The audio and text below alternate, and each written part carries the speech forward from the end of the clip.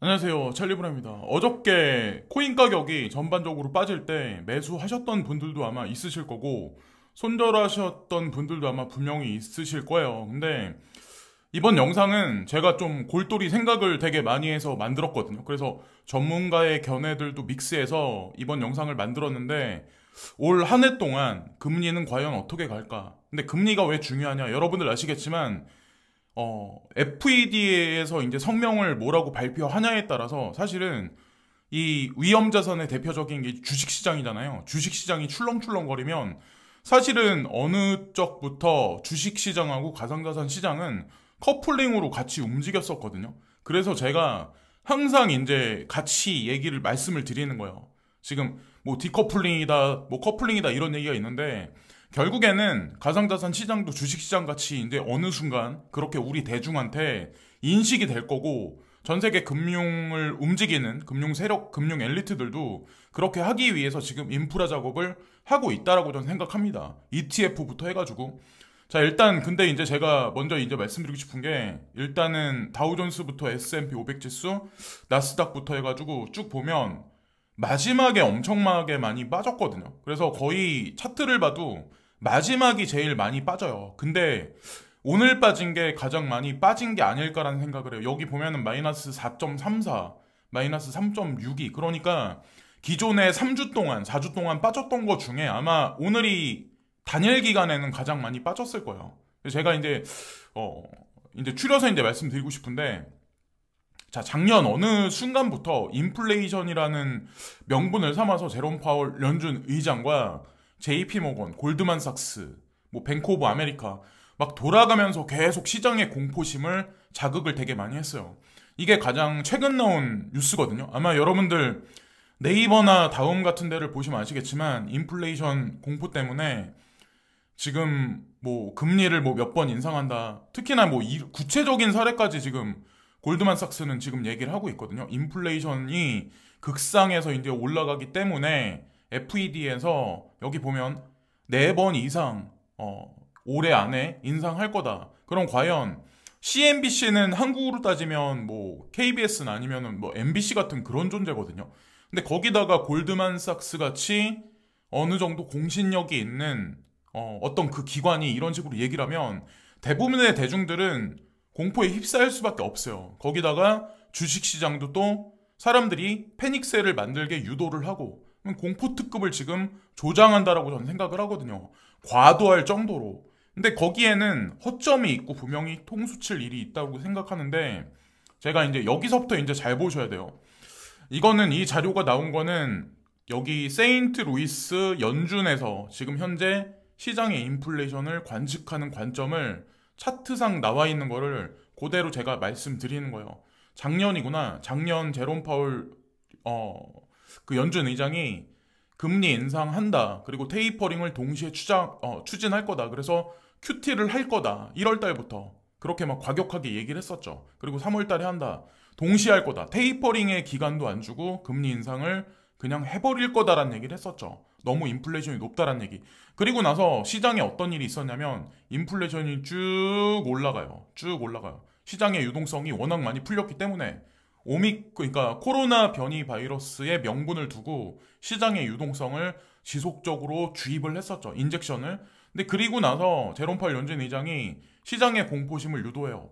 연준에서 이제 발톱을 드러냈어요. 너네 다 죽어. 그러고 나서 기대 인플레이션이 어느 순간부터 꺾이기 시작해요. 그게 이 차트에 그대로 나와 있어요. 그래서 현재 연준에서는 기대 인플레이션이 일단 꺾였기 때문에 실물 인플레이션도 많이 올라가지 않을 거라고 아마 제가 개인적으로 보기에는 이번에 27일 날 새벽 4시에 발표하는 데서는 그렇게 아마 말 돌리기가 나올 가능성이 높지 않을까라는 생각을 이제 전 개인적으로 하고 있습니다. 이거는 연준 자료이기 때문에 공신력이 전 있다라고 생각합니다. 자, 그래서 일단 거기에 이제 명분을 두고 또 하나 이제 중요한 게 오늘부터 27일까지 그 어닝 시즌이에요. 미국의 주식 시장에 있는 빅테크 기업 중에 시총 상위에 있는 기업들이 어닝 시즌, 그 실적 작년 4분기 실적 발표를 하거든요. 25일. 그러니까 오늘 마이크로소프트 실적 발표가 있을 건데 실적이 괜찮을 거라는 견해들이 되게 많더라고요. 거기다가 테슬라 26일날하고 가장 중요한 건 27일날 애플사가 실적 발표를 해요. 그래서 이거를 빌미로 해서 극반전되는 어떤 그 시장 상황을 유도하지 않을까. 그래서 가상자산 시장도 그러니까 어저께 새벽이구나. 오늘 밤까지. 어저께 새벽까지, 그러니까 오늘 뭐 지금 오전에까지 불안 장세를 하고 요 구간까지는 박스권에서 횡보하는 장세를 만들고 27일날 극반전되는 시나리오가 나오지 않을까. 개인적으로 저는 그렇게 생각해요.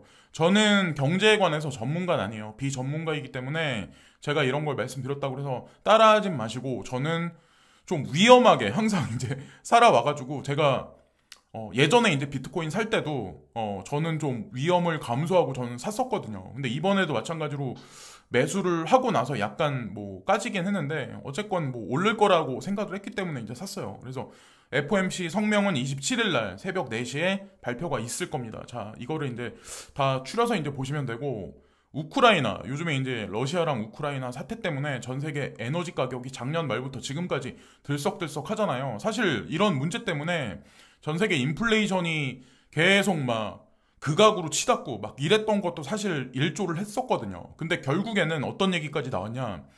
미 국무부가 우크라이나 국경에서 러시아의 군사력 증강이 진절될 기미가 보이지 않기 때문에 우크라이나에 거주하는 미국 시민에게 즉시 출국할 것을 촉구했습니다. 이 얘기는 러시아가 결국에 우크라이나에 전진하겠다, 마지막에 선전포고를 한 거거든요. 이것 때문에 지금 현재 이제 상황을 말씀드리면 에너지 가격이 극상으로 올라갔다가 진정되는 기미가 보일랑말랑한 현재 상황인데, 오미크론이 잡히지 않고 현재 전 세계 추세가 오미크론은 현재 확산 중이라는 걸 여러분들이 아셔야 돼요. 근데 이런 와중에 경제가 썩 좋지 않아요. 실업자는 늘어나고 있고 금리 인상을 현재 시사한다? 자, 에너지 가격이 올라가면 전 세계 인플레이션이 부풀거든요. 또 풍선이 부풀거든요. 근데 전 세계 에너지 불안한 상황에 미국에서 금리 인상을 단행하면 그거는 전 세계 시장을 다 죽이겠다는 얘기예요. 하다못해 미국의 빅테크 기업들도 마찬가지로 어닝 시즌인데 금리 인상을 진짜 직접적으로 발표를 한다? 그러면 세금도 못 걷어간다는 거죠. 결국에 이제 그렇게 될 거라고 저는 생각을 하는데, 일단 이제 우리가 눈여겨봐야 될 게 뭐냐면, 일단은 뭐 새벽 4시, 1월 27일 새벽 4시, 이거는 한국 시간이거든요. 이때 이제 금리를 발표하긴 할 거예요. 자, 이게 뭐 동결이라고 말할 확률이 전문가들 견해로는 95%거든요. 그래서 5% 정도만 금리가 인상할 거다라는 얘기가 많고, 전문가들 이거는 제 개인적인 견해가 아니라 저도 마찬가지로 금리에 관해서는 아마 말 바꾸기를 할 가능성이 높다라고 생각하고, 가장 중요한 건 이날 이제 10시 반, 10시 반, 그러니까 오후 밤 10시 반 신규 실업수당 청구자 지수가 나올 거예요, 이날. 근데 이게 아마 3월 달에 작용을 할 텐데, 보세요. 마지막에 나온 게, 가장 마지막에 1월 20일 날 발표된 게 28만 6천이에요. 여기 나왔어요. 그래서 지속적으로 3회 연속, 3주 연속 실업자는 늘어났어요. 어느 순간부터. 그래서 지금 오미크론이 계속 확장되기 때문에 이게 줄어든다라고는 저는 생각을 안 하거든요. 사실상. 그거를 연준에서도 고려를 해서 27일날 4시에 제롬 파월 연준 의장이 성명 발표를 하지 않을까 저는 이제 조심스럽게 예상을 하고, 그리고 금리 인상 시점에 관해서는 제가 바라보는 관점을 그대로 이제 말씀드릴게요. 그러니까 지금 뭐 1월 달에 금리 인상할 거야 막 이런 얘기들 되게 많이 하는데, 우리가 이제 눈여겨봐야 될 때가 언제냐면, 당장 뭐 1월이긴 하지만 3월달, 6월달, 9월달, 12월달이에요. 왜 그러냐면 이날이 3, 6, 9, 12가 제롬 파월 연준 의장이 직접 성명을 발표할 때가 요 4번밖에 없어요. 그래서 금리 인상 시점은 요때만 딱 발표를 하거든요. 근데 제가 이제 개인적으로 보기엔 9월달에 0.25 정도 발표를 하지 않을까 개인적으로 생각을 합니다. 금리 인상을 발표를 만약에 막상 하면은 시장의 공포심이 엄청 있을 것 같지만, 사실은 지금 현재 전 세계 경제, 특히 이제 미국 경제도 마찬가지로 그렇게 내수가 확확 돌아가지 않는 현재 상황이기 때문에 어느 순간에는 분명히 저는 코로나 변이 바이러스가 분명히 감소할 거라고 저는 생각을 해요. 근데 봄이 아마 그 시점이 트리거 포인트가 되는 시점이지 않을까 생각하고, 사람들이 많이 활동을 하고 CPI, GDP, GNP가 올라가는 시점이 아마 여기서부터가 봄부터가 되지 않을까라고 생각해요. 예, 그래서 순환 장세가 지속적으로 이루어지지 않을까라는 생각을 하고 있는데 경기가 어느 정도 돌아야 그 이후에 테이퍼링이나 금리 인상을 멘트가 아니라 액션을 취할 수 있지 않을까라는 생각을 해요. 그래서 제가 왜 9월달이라고 얘기를 했냐면 자 여기서 이제 제가 한 가지 단서를 붙일게요. 이것도 아마 그 생각들을 많이 안 해보셨을 텐데 이 전 세계 통화 시스템은 이 5개 여기 나와 있는 이 미국의 달러 그리고 유럽의 유로화 중국의 위에나 그리고 일본의 엔화 영국의 파운드화 요 시스템이 기축이 돼서 움직여요. 그 외에 짜잘한 뭐 국가들 제거하고 그래서 IMF 특별 인출권 SDR 통화 바스켓 구성 비율이 현재까지는 달러가 41.73% 그리고 유로가 30.93% 위에나가 10.93% 중국은 2016년에 SDR에 편입됐어요. 그리고 일본 엔화가 8.33% 그리고 영국 파운드화가 8.09% 그래서 미미해요. 영향력은. 근데 중요한 건 이런 지금 현재 전 세계 경제가 녹록하지 않은 와중에 미국에서 금리 인상을 단행하면 이머징 국가들은 과연 어떻게 될까요? 그러니까 우리나라도 겁을 먹었기 때문에 미리 선제적으로 금리 인상을 단행했다라고 저는 이제 생각을 하거든요. 예. 뭐 어느 정도 그 커버치기 위해서. 근데 중요한 게 미국은 금리 인상하겠다고 일단 선전포고를 했어요. 지금 현재 상황이. 근데 유럽은 동결하겠다라고 했죠. 중국은 오히려 지준율 인하부터 해가지고 돈을 더 풀겠다라고 얘기를 했어요. 공식적으로. 그리고 일본은 동결하겠다고 얘기를 했죠. 영국 파운드화는 영국 같은 경우는 금리를 인상하겠다라고 얘기를 했어요. 그럼 무슨 얘기냐? 이 기축통화국 중에 금리 인상하겠다라고 했던 국가는 단 2국가밖에 없어요. 미국하고 영국밖에 없어요. 나머지 국가들은 오히려 양적 완화를 지속적으로 하겠다라고 얘기를 했어요. 자, 잘 기억을 해보세요. 그러면 현재 미국에서 이렇게 기축통화 중에 IMF 통화 바스켓 중에 41.73% 과반수는 안 되지만 가장 많은 비율을 차지하고 있는데 금리 인상을 해버리면 어떻게 될까요? 전 세계 경제는 풍지박산이 날 수밖에 없어요. 근데 보세요. 여기 IMF에서 공식적으로 오피셜하게 이 자료는 나온 거예요. 여기서 이제 무슨 얘기를 했냐? 2021년도에 나온 자료요. 초에.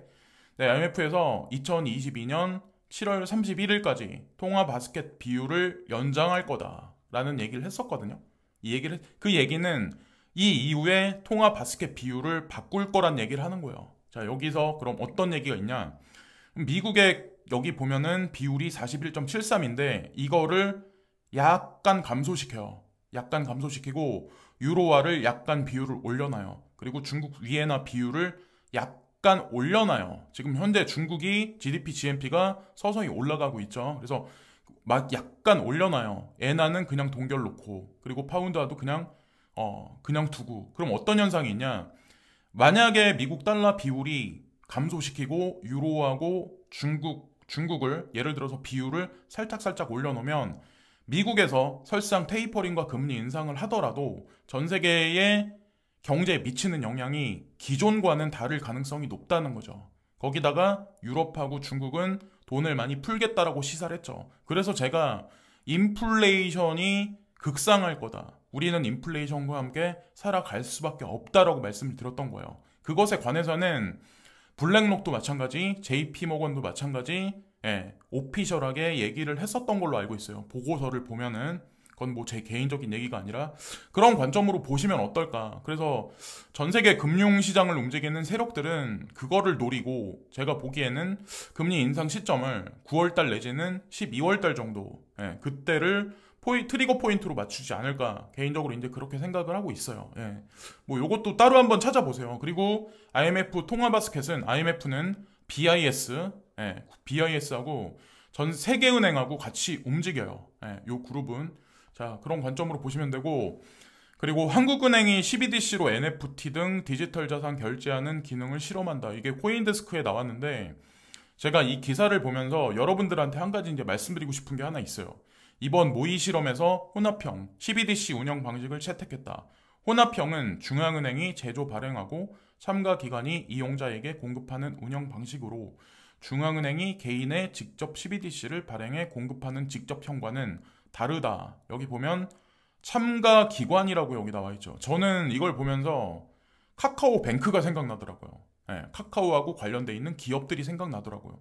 제가 왜 그런 얘기를 했었냐. 그래서 어쨌건 클레이가 중심에 서가지고 어떠한 역할을 분명히 할 건데, 여기 또 하나 이제 중요한 얘기가 나와요. 다른 국가와 CBDC 시스템 연계를 통해 국가 간 송금 서비스를 구현하기 위한 프로토타입을 개발할 거다. 그러니까 다른 국가와 CBDC 시스템 연계를 한다. 자, 결국엔 전 세계 CBDC는 다 연결될 거란 얘기를 우회적으로, 그러니까 간접적으로 표현한 거예요. 과연 이 연계되는 작업을 하는데 중심에 서는 건 어디서 할까요? XRP가 그 역할을 한다는 거죠. 그리고 또한 중요한 게, 하는 CBDC 모의 실험 사업은 카카오의 블록체인 기술 계열사 그라운드 X가 카카오페이, 카카오뱅크, 컨세시스, 그리고 온더 등과 컨소시엄을 구성해 수행하고 있다. 자, 제가 좀 전에 이제 말씀드렸다시피 한국 같은 경우는 카카오가 핵심 사업자가 될 확률이 높아요. 이거는 예전에도 아마 기사를 보셨던 분들은 아마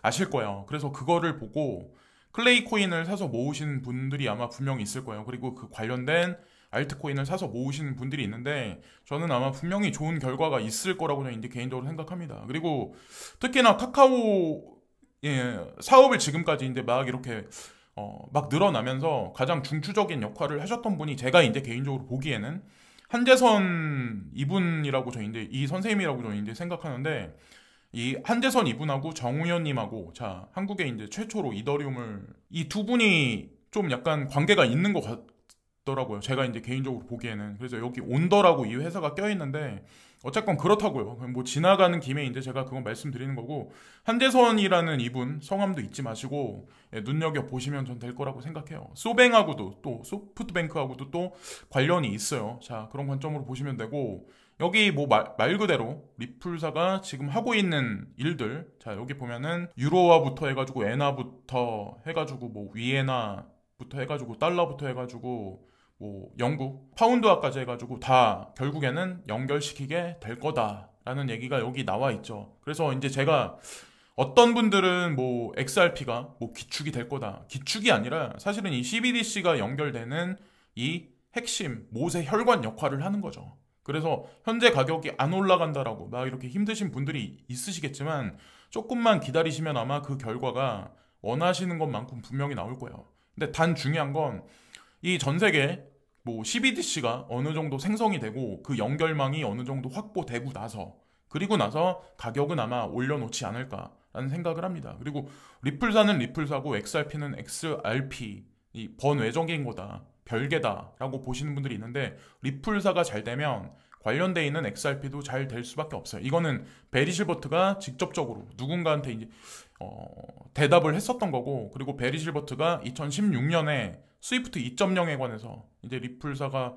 뭐 여기 같이 이제 파트너십 관계를 맺었던 은행들을 이제 설명하면서 본인이 직접 스위프트 2.0에 관해서 예견을 했었죠. 그래서 스위프트 2.0이 구현되는 현 단계다, 뭐 이런 관점으로 보시면 어떨까라고 저는 생각합니다. 어저께 좀 많이 떨어지는 와중에 저도 XRP를 좀 매집을 했어요. 안 좋게 뭐 보시는 분들도 있는데, 저는 분명히 결과가 나올 거라고 저는 생각합니다. 그리고 대표적으로 사라지지 않을 코인 중에 2% 안에 대표적으로 들어가는 코인이 될 거예요. 제가 미리 항상 이제 말씀드리는데, 그리고 지금 투자하시는 분들 시세가 이제 오르락 내리락 하니까 계속 하루 종일 쳐다보시는데, 내가 손절할 거 아니면 보실 필요가 없어요. 손절할 거 아니면 보실 필요 없고, 시대의 흐름이 결국에는 4차 산업혁명으로 가면서 가상자산 시장은 메인 핵심 금융으로 부상할 수밖에 없어요.